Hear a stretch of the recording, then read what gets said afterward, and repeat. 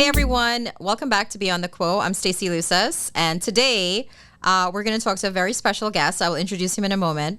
But typically on Beyond the Quo, we talk about three things, right? We talk about redefining success, living authentically, and leading courageously. And I think our guest today embodies all of those things. His name is Elzie Flenard. He just told me the very proper way to say it, and he is certainly living a redefined definition of success and has stepped fully into leading authentically. Many of us were sort of raised to have this script of what success means. We were just joking a little bit before we started recording that we're both right there smack in midlife and had this realization when talking to our teenagers that, you know, we can't run away from it. It's in our face. We scroll all the way to the bottom when we get to kind of a year of birth.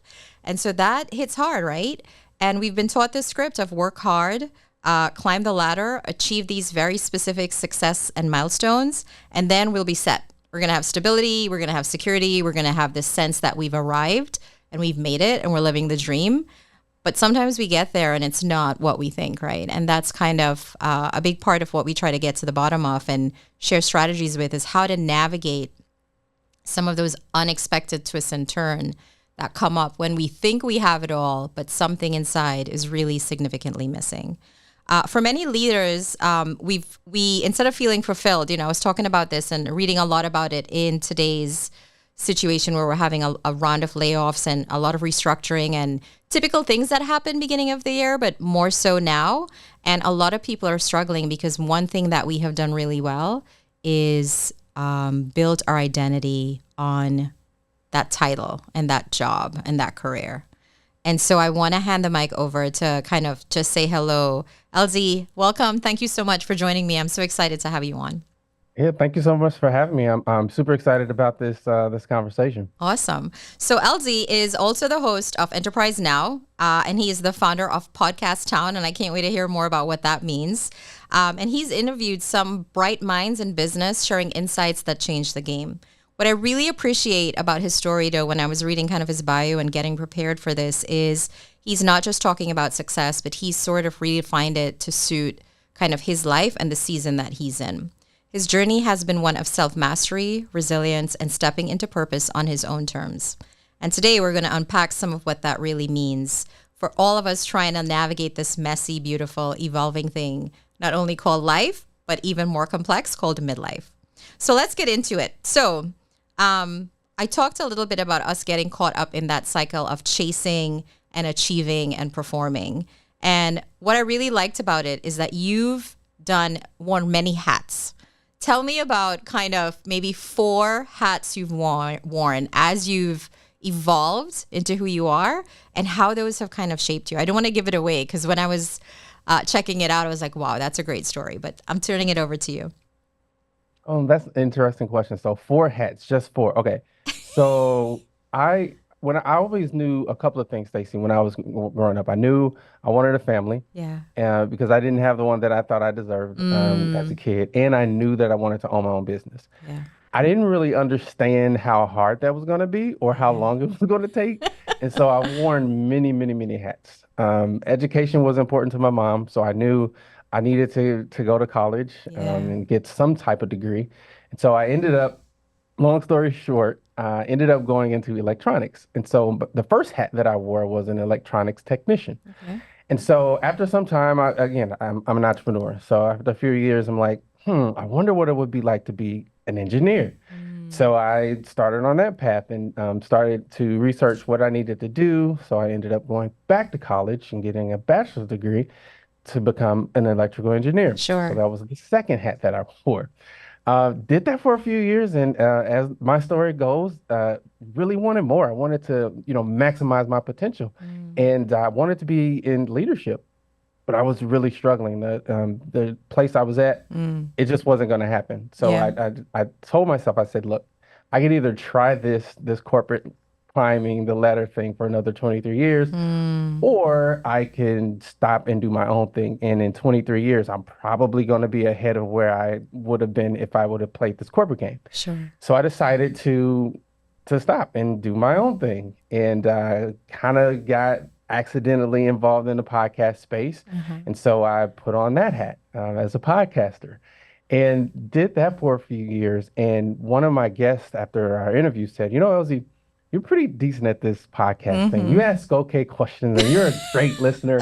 And you seem to be pretty professional and you love what you do and you have this joy.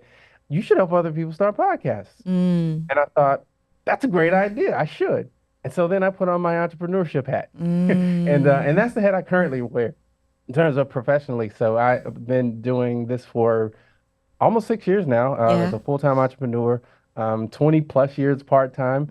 And it's been an incredibly difficult but joyful, all at the same time mixed into one pot journey.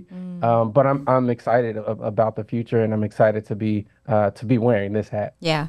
Tell me about the hat of, you mentioned kind of two things. One, family, wanting the family that you wanted and sort of the entrepreneurship track. But I know and I'll speak for myself, but definitely everybody I've talked to and sort of who's shared that journey of entrepreneurship coupled with parenting properly. And that is the biggest hat we wear, right? Because we are literally framing and supporting the next generation, often while I like to call it reparenting ourselves, because, you mentioned you didn't have the kind of family or upbringing you would have liked. I think for many of us, we understand our parents did the best that they could from where they were with the resources that they had. And part of our growth is, keeping what worked and maybe elevating what didn't work for us and still messing it up. But what are some kind of hats you've worn as you've created this arc? And I know you mentioned your kids are, I think, 17 and how old? 10. 10. As you're navigating entrepreneurship, they're getting different versions of you, especially with that gap of the 17 and 10-year-old, right? Like who you were when you first had your child and then who you were when you had your second. Like we're so remarkably different. But tell me a little bit about how balancing these pivots and sort of still showing up as the family guy that you want to be. Tell me some challenges and some strategies that you may have along the way. Yeah, I love that question because a lot of people think about balance. I like to think about it more as harmony. So at some parts of the day get more of my attention, but all of my attention, if that makes sense. Yeah. And so when I'm done with work and I go home, that's what I'm doing. Yeah. I try to minimize. I've gotten better over the years and I still struggle with it. I mean, we all do. Yes. But being present, when I'm taking my daughter to her dance, performances and competitions, I try to be present in that moment, right? And when I'm at work, I'm present in the moment. So I think that's part of what's helped me over the years. Yeah. The other thing is just understanding and recognizing seasons. To your point, when I was first minted as a new father, everything was a big deal. I remember one time we took my daughter to the emergency room because she was breathing funny. And right. I'll never forget the nurse looks at us and she's like, yeah, sir, here's a nose sucker. Put some water in it, drain her nose and she'll be fine. But by the time the second kid comes around, it's like, he's fine. Yeah. So it's you're just so nonchalant. Of experience, right? And just understanding what to focus on and what to let materialize on its own. So I think that's been part of it. Yeah. The other part for me has just been gratitude. Yeah. Just being grateful for the season, even when it's winter. Yeah. Because winters come, but winters go. Yeah. Springs come and spring goes, and summer comes and summer goes, and fall comes and fall goes. That's just the way that it goes, and recognizing that, understanding it, and embracing it, right? Because it's all part of the process. Yeah. So for me, again, it's about harmony, living in the moment, and understanding that seasons come and go. I think too. I don't want to say I'm a new entrepreneur. This is my second business is my executive coaching practice, but my first one was personal styling and branding. And what that taught me from working with hundreds of women predominantly over the course of years, we're so hard on ourselves. And I wouldn't say it's a surprising thing for me, but definitely I am more cognizant of it now, is that the same challenges, for the most part, that women experience, men do too. They're just less vocal about it to some extent, right? A lot of it is kind of bottled up. And so I do think that for me, I know you said harmony, work-life harmony. For me, I call it work-life integration. And one of the things I really, really, probably is an unpopular opinion, I don't actually think we can have balance as women. I think especially in the child, baby making, rearing, nurturing stages, and even now, I find that my kids as teenagers need me more, and they need me differently. And so I'm still working on what you talked about, which is kind of understanding my own boundaries and staying present. I find that my work does bleed into weekends or nights or early mornings, still in the process of growing and scaling. And so that is where I think my biggest work has to be this year. But what are some of the things that you do that keep you in the present moment, that listeners can kind of lean into? Yeah, one of the things is that I've done a lot of work over the past few years, Stacey, is on me. Mm-hmm. And on the surface, that sounds really selfish. It's like, well, wait a minute, why are you focusing No, not at all. on It's you? amazing. Yeah. But honestly, when I first started, it was almost traumatizing would be the wrong word, but it was surprising Yeah. how bad I was Yeah. when I really got honest with myself. And I did an exercise. I put everything on the sheet of paper, like all the bad stuff, right? All the junk from the growing up, all the stuff, like the stuff, my relationship with my dad, and all the stuff. And I look at this thing and I'm like, wow, it was a lot. It was a lot. So that was the start of it. And then, excuse me, systematically going through those things and then figuring out, okay, what resources do I need to overcome this and to heal from this, right? So that's coaches, mentors, whatever, trainers, sales, like whatever it is on that sheet. And I systematically went through that. And by the time I was done, I was so clear, I was so focused, and I was so me that I could say no, and it was a complete sentence. I didn't know any explanation. Sure. When I needed time to breathe, to think, I take it. I don't apologize for it. And then something magical happened. I started to be able to show up better for other people. Sure. And it was magic. So I kept doing it. So that was one of the things that, like, really doing that work on me, like the hard stuff, not the fluffy stuff. The fluffy stuff is great, but the hard stuff really empowered me to be able to live in that moment, because I understood that I'm not missing out on an opportunity.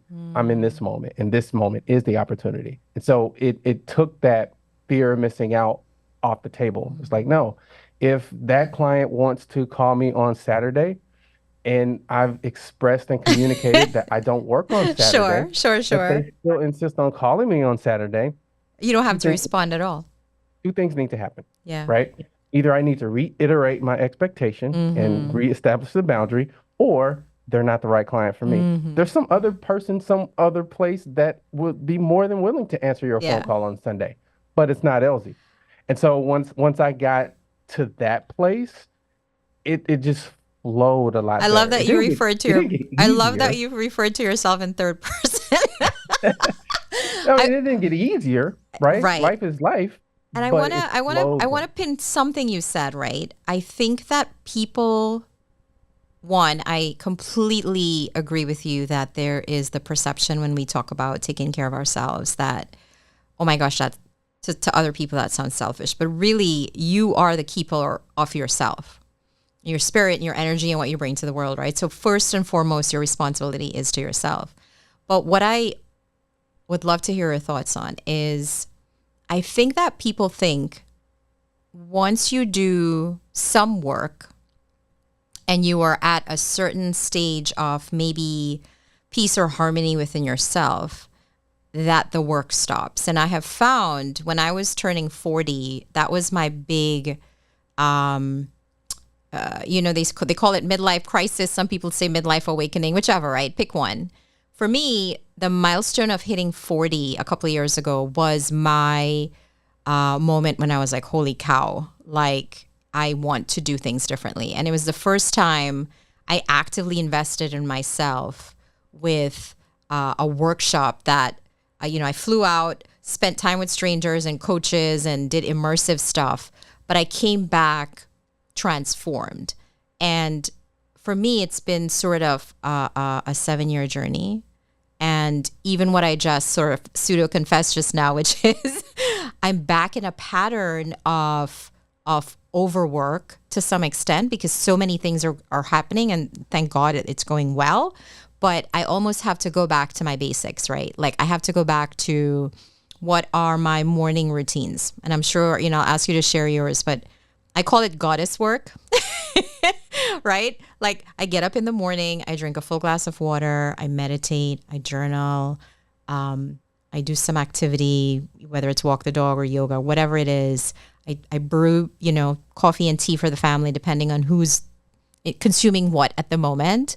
But I just take that hour and a half for myself, and I have been falling off the wagon with that a little bit. It was cold and I skipped the workout and, the things happen, but I notice immediately the difference in me. The level of hecticness would rise, the impatience, right, with mundane things, the, running a little bit later than normal. And so how can we appreciate that we're always going to be a work in progress? And, we're not going to get to the mountain and the climax and be like, I've arrived, everything is good. Have you found that? Like it is consistently, we have to do the work because weeds pop up no matter how much we groom and prune the garden, right? So the interesting thing about self-mastery is that you spend probably more time climbing and on a plateau Yeah. than you do on the mountaintop. Yeah. If that makes sense. It So totally does. so I think what you're describing really is alignment, right? And I talk all the time about ways to keep in alignment, right? To your point earlier, having a morning routine, knowing that what you need in that season is time for yourself, and you need to, to reset and to settle. But there may be seasons in your life where you don't need that. You need the opposite. You need to jump right in and jump right into it. Right. But I think the key is to recognizing Yeah. what that season is and Yeah. what you need in that season. Because I think what people do too much is we get stuck in this routine, and we stay in the routine even when the season has passed. Sure. Like to your point, and I experienced the same thing. I was on the bandwagon. I'm exercising. I'm going to the gym, and the gym is literally right across the street, Stacey. Yeah. And so I told myself, I was like, "There's no reason why I can't go to the gym." Yeah. But here's what happened. I live in Wisconsin, and it got cold. Yeah. Not just cold, Stacey, cold, like negative degrees cold. And I'm like, now I got to bundle up. I got to pack my bag. Yeah. I got to go all the way to the gym. I got to unbundle all the stuff, put on my workout clothes, work out, take a shower in a public shower. Then I got to bundle back up and then go to work. And I was like, that's a lot of friction. Sure. Tons of friction. And so Yeah. in that season, I'm working out at home because I don't have to do all that. I could just go down to my office, do the thing, pull up the app, do the stuff, take a shower in my own shower. So I think part of alignment is understanding, number one, when to recognize when you're out of alignment, right? So if I'm traveling down the highway and my brakes are wobbly, I need to start looking to some things like my alignment is off, like, and then just taking the layers off and say, okay, why am I feeling stressed out over the little things today? Or why did I just snap at the intern when they just asked the basic question? Like, and then really being honest with the answer, Yeah. and then actioning on those things, and being and having a 100% say-do ratio. So if you say you're going to do it, do it. because I found that we lie to ourselves much more than we lie to other people. Mm. So I think if you do that, stay in alignment, recognize the triggers or the flags, be honest with yourself, and then move yourself back in alignment. But then also understand and recognize seasons. I think it'd be good to go. I think But so. also understanding that mastery is about becoming, and it's about the journey. Yeah. So it's normal to spend more time climbing and on the plateau than it is with those getting achievements. Yeah. One of the things, a hard truth I talk to clients about and even discovered with myself is because we break so many promises to ourselves, whether it's, we'll pick the workout example.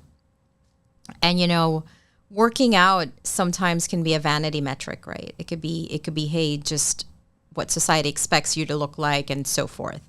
And I do think that two things. One, because we don't keep little promises to ourselves, the big ones seem unfathomable. Like it seems like I don't know how to get from here to there. And a lot of times when we talk about the as is and to be states that you want to, whether it's your career or relationships or health, the gap between where we are, i.e. the status quo, and how to get beyond that, it seems hard. And it is, right? It should be. But I do think that a big part of it has to be small wins and incremental movement and tiny little micro shifts that create, one, have gratitude for them, right? Whether it was, hey, I didn't do anything yesterday and today I did 10 minutes of activity or whatever. Having the awareness that we can appreciate that change, that positive change in ourselves, and sort of that creates the acceleration, right? The momentum that we need. But also understanding that a part of the process is rebuilding trust with ourselves. Because we ourselves don't quite trust our own promises because we have a really awful track record of keeping those. A lot of times, the women I talk to, we get an accountability partner because sometimes we show up for them before we show up for ourselves. So I think unlocking that kind of awareness that I am rebuilding integrity with myself first, and small incremental wins do matter in closing the gap. Super important, right? Yeah, absolutely. Mm-hmm. Yeah, and any athlete will tell you if they're having a bad shooting night, Yeah. they just got to see the ball going through the hole. Yeah. Like, whether it's a layup or a free throw, you just got to get those small wins, and Sure. on that, psychologically, Yeah. helps you kind of get over that hump. Yeah. So yeah, absolutely, 1,000% agree. Talk to me about like parenting in the sense of, I like to talk about leading, right? Like leading ourselves. We kind of spent some time on that, but how are you navigating spaces with teenagers in society, with social media, with kind of redefined versions of, I know my son, when he was younger, he wanted to be a policeman. Then he ditched that. Now he wants to be a YouTuber. And, how are you having these conversations and balancing traditional metrics such as college, right? With where they are in the world at this moment and what they need?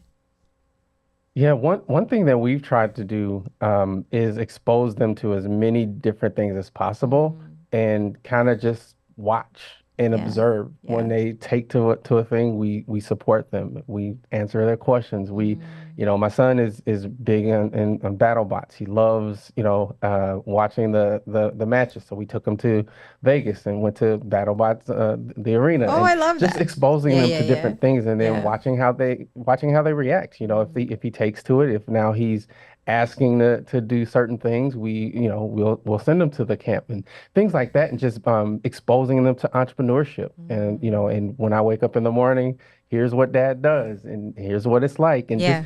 giving them the freedom to decide on their own. Because if I push it, they're going to do the complete opposite. For sure. Right? For sure. So just being open to how their life journey goes, because I can't control that. I can try to, give them wisdom and guide them, but ultimately it's their journey. They're gonna have to do the climbing.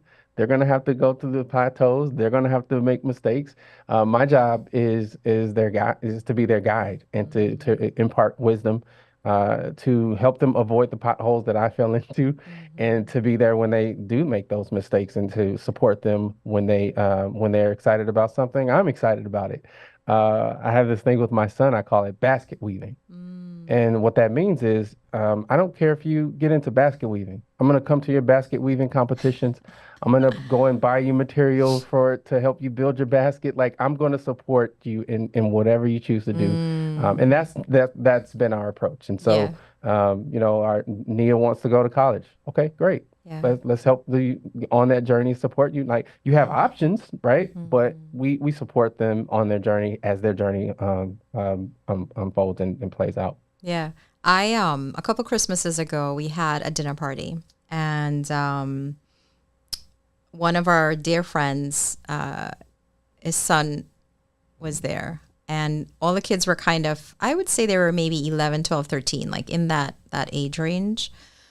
And we were all kind of sitting around chit-chatting, and I'm not sure how the conversation came up about, what do you want to be when you grow up? And all the kids kind of sort of had, a notion of what they wanted to be. Pretty traditional things, right? Teacher, astronaut, like. And I remember one of our friends' kids, Justin in particular, he said, "Oh, I don't want to tell you guys." And he was very adamant. So now we were like curious, right? So his dad was pushing him a little bit, and he got really like protective of his dream. And he said, "No, I don't want to tell you guys." And then we were kind of still pushing, and they were like, "Well, why?" And he said, "Honestly, because sometimes adults can be dream killers." Wow. And oh my God, it was such a moment for all the adults to kind of settle down with that tiny little voice, that perfect clarity, because there's so much truth in the old school way of parenting and sort of I tell, you do, command control parenting. And I never, ever forgot that comment. Years later, I still talk about it, obviously. And a promise I made to myself in that moment is not to be my kid's dream killer. So I love that you share that story too, about the exploration and the curiosity. And there's a lot of lessons in that for us as grown-ups, right? I think we think because we are of a certain age or have hit a certain career milestone or whatever, that we're too insert whatever, old, it's too late, I don't have enough money, whatever, to pursue a dream, right? Whatever it is, basket weaving, I don't know. But I do want to sort of chat with you a little bit about maintaining for ourselves and our workspaces and our clients and the people in community that we're in community with, that we're growing with, that sense of curiosity and an endearing approach to dreams, right? Like normalizing, like me, my dream is honestly to learn to play the guitar properly. I can strum a decent thing because I've been like mucking around with it for at least a couple years, but I still have it that one day I'm going to bust out a Creed song or something. or be like, Bono's backup or something. And I hesitate to say it sometimes because it's like, well, what, really? Aren't you too, again, insert whatever.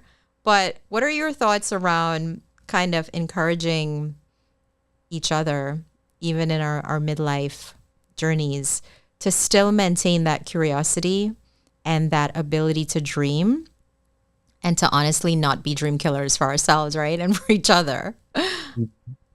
Yeah, for me, I'm a little bit different, Stacey. I don't know if you could tell already, but I happen to believe that being realistic is the worst thing that we could be. It's like, why? Why would you be realistic? Like, nothing Whatever I was amazing has expecting you ever to happened say, it when wasn't people are that. realistic. Whatever I was expecting you to say, it wasn't that. But I hear you, and I applaud that. Yeah. And I think the reason why we don't is, or really the main culprit is fear. Yeah. We're afraid of you fill in the blank. Like Mm-hmm. literally, what is the worst thing that could happen? If I stop doing everything that I'm doing now, the bank comes, they take my house, Mm. my wife leaves me, and I'm dead broke. Yeah. The sun still comes up in the morning, and I still have an opportunity to rebuild. Like literally, unless the ultimate fate happens, and even then, I happen to believe that I'm going to a better place anyway. So I literally cannot lose. So why be realistic? Why put a limitation on what you can achieve? I think the reason people don't is because they're afraid. Yeah. It's fear. Once you remove fear, you literally become unstoppable. Mm. You literally can do anything that you put your mind to. There are no limitations. The only limitation is the fear of what might happen if it takes too long, or Mm. if the dream doesn't look like you thought it would look. Because Yeah. a lot of times maybe it's not, being an astronaut. Maybe it's being a part of the astronaut program at NASA. So dreams a lot of times are misinterpreted by us because we put our reflection or our inflection on them. Yeah. But I literally believe that we are here for a reason. I believe that everybody has a purpose. And For I sure. believe that when you remove fear, you become unstoppable to achieve whatever it is that you were put here to do. Mm. That's just full stop, flat out. That's what I believe. And I don't believe in being realistic. There, I just don't. there is a scientific tidbit that I like to keep in my back pocket, which says your body, like your chemistry or physiology, does not actually know the difference between fear and excitement. It's the same reaction: heartbeat accelerating, a little bit of a sweaty palms, pupils a little bit dilated, right? And the only difference between those two emotions that our body's reacting to in the exact same way, fear and excitement or anticipation, is our thoughts. Kind of what you're saying, right? Like that's how I live too. It's what am I thinking in this moment? And I always do the best case, worst case, most likely outcome. I had a client who was going to give this big presentation at a university. I think it was a couple hundred graduates. And so she was in her feelings about, oh my God, what do I have to share with these up and comers, right? And a big part of it is how to align the message so that it hits that balance where they're inspired, but also thinking about their future differently. And I said, well, you're putting a lot of pressure on yourself to like control that narrative. Just have fun with it. Like, what would you have want to have heard in that moment? A little, probably a couple jokes, maybe making fun of like, something, and then maybe using one good quote. And so we broke it down and I said, what's the worst thing that can happen in that speech? And she was laughing. She's like, they all like get up and leave. And I was like, is that going to happen? No. And I think we as humans, as adults, as grown-ups, as entrepreneurs, certainly have to get used to running water through the pipes and actively diving into our own relationship with risk, tolerance, and fear, and building that muscle, much like we go to the gym to build our muscle, right? Like figure it out and embracing that it is in my control to either, I'm going to have the reaction anyway, but is it coming from fear and is it coming from excitement? And what are the thoughts I'm having that's driving the show and affecting how you show up, right? Like you're going to show up so differently. Yeah. And I think to your point, I I practice the art of not worrying about things that I can't control. Like Yes. I'm really good at it Yeah. now. I'm like really good at it to the point where there's Does a it make filter on my people does brain. it make people irritated? I feel like some people are like, you should be more worried, and you're like, no, I'm good. I'm straight. Yeah. No, I mean it to your point, it is a muscle, but and my muscle is pretty big at this Yeah, point. yeah, Like I yeah, have a yeah. filter in 3 to 5 seconds. If this information is something that I cannot control, it's Sure. like boop, not even it doesn't even register. And I Yeah. think that's part of it. It's like to use your clients' examples, like you can't control if they get up and walk out or not. Mm. Maybe they will, maybe they won't. But if I guarantee you, if you give from your overflow and you're walking in flow and on purpose and in purpose, Yeah. they're going to get value. Yeah. You can't control if they like it or not. That's not up to you. Yeah. All you can do is operate in flow. Yeah. When you're operating in flow, amazing things are going to happen. Period. I like to leave people with two or three, or even one juicy kind of strategy to implement. As soon as you get off the podcast, like it is that easy to drive home some of this. And you had shared three amazing things with us. One of them being this daily 5-minute mastery, the clarity hour, and the accountability circle.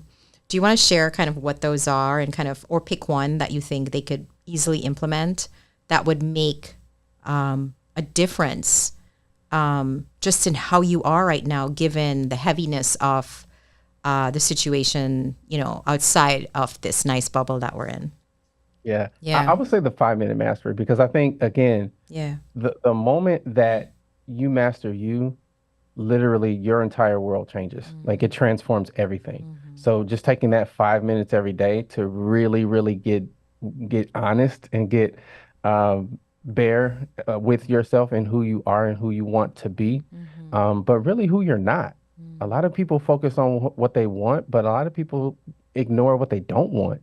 And so I think doing that for 5 minutes a day, really, I mean, you're really going to see some transformation. Get more specific. So in terms of a prompt, or because I feel sometimes as entrepreneurs, as coaches, as folks that are in the world of actively pursuing self-mastery, we say things that we think everybody understands. I do it so much. And my son is always like, no, Mom, what do you mean? And I always think, would Adam get this? He's a smart kid. But to the people that are still, and this is why the podcast is called Beyond the Status Quo, like they're in the trenches. Like act like I am just clueless. I knock on your door. I'm hassled. I'm frustrated. The dog ran out. The coffee spilled over, all of the things. I forgot the diaper bag at home.